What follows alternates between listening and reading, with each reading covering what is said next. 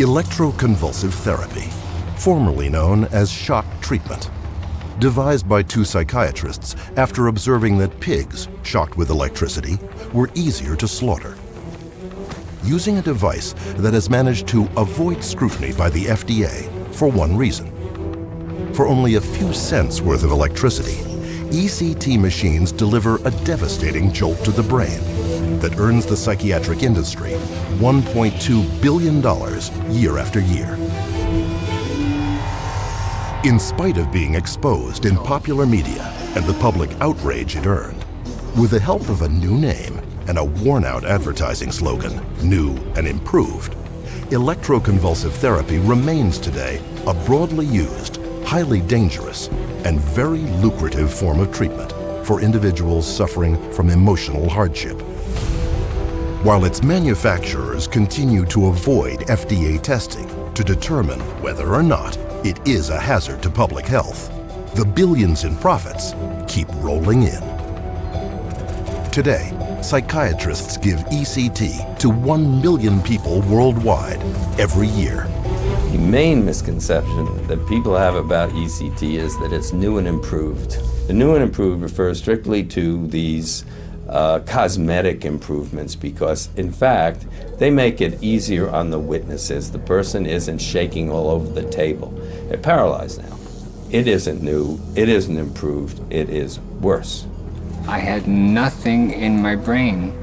I didn't know where I was. I don't remember my husband. I don't remember my mother. I don't remember my sister. Your mind has been raped. It's no different than if I was bodily raped. I was raped. I had attempted suicide because I was so depressed because I just wasn't what I used to be. It wiped out my life. It's a torture. And in many countries, torture is exactly its purpose. On the one hand, we use electroshock purportedly to cure people, and on the other hand, they use electroshock to torture prisoners. But while stories of prisoners tortured with electroshock are well publicized, the amount of electrical power psychiatrists dole out for treatment is up to 33 times greater.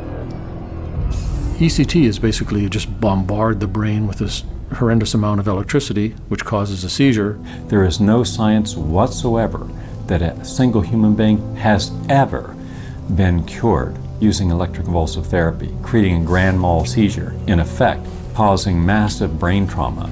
I've never seen anybody long-term who's had electroshock treatment who hadn't suffered a lot of problems psychologically, mentally, memory-wise. Under oath, even ECT's main proponent admitted to its severe dangers. Altered cognition is the most common side effect of ECT. That memory loss occurs, it's universal, and in some individuals it can be profound. Incredibly, the electroshock machines that deliver this much raw power have still never been tested or approved by the United States government. It wasn't until 2011, after years of protests by electroshock survivors and their families, that a U.S. law forced the Food and Drug Administration into finally ordering hearings into the safety of shock machines. I would like to call this meeting of the Neurological Devices Panel to order. There, psychiatrist after psychiatrist with conflicts of interest within the industry, such as Richard Weiner, Charles Kellner, and Sarah Lisenby, ignored the overwhelming evidence of damage and attempted to present ECT as somehow safe and effective. ECT is the most effective and rapidly. But psychiatric survivors told the panel otherwise. The ECT was a violent and damaging assault on my brain and my very soul. It made me emotionally worse, not better.